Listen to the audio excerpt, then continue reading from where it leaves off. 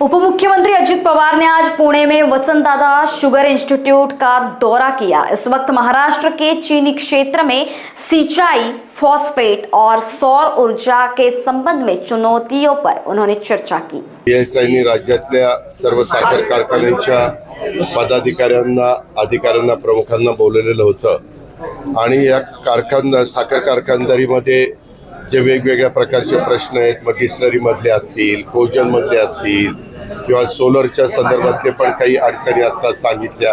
रूफटॉपवर जर तुम्हाला solar panel बसवायचं असेल तर काही असेल, अशा अनेक विषयाच्या संदर्भामध्ये किंवा इफिशियन्सी वाढवण्याच्या दृष्टिकोनातनं कुठल्या कुठल्या गोष्टी केल्या पाहिजेत अशा या सगळ्याच्या बद्दल साधक बाधक चर्चा झाली। आणि त्याच्यात आणखीन एक महत्त्वाची चर्चा होती ती म्हणजे एआयची होती। कारण आपल्याला सगळ्यांना माहिती आहे कृत्रिम बुद्धिमत्ता या गोष्टीचा वापर करून सर्व क्षेत्रामध्ये त्यांनी अंतर्भाव केलेला आहे। त्यावेळेस आपलं कृषी क्षेत्र पण ह्याच्यामध्ये मागे राहायला नको म्हणून आम्ही सरकार म्हणून पण प्रयत्न करतोय, परंतु त्याचबरोबर VSI हे एक महत्त्वाचे संशोधन केंद्र आहे आणि त्याच्यामुळे यांनी पण यंदा साधारण 5000 शेतकऱ्यांना आपल्याला पहिले होते 9250, आता 18250 रुपये इन्सेंटिव्ह हेक्टरी द्यायचा निर्णय घेतलेला आहे।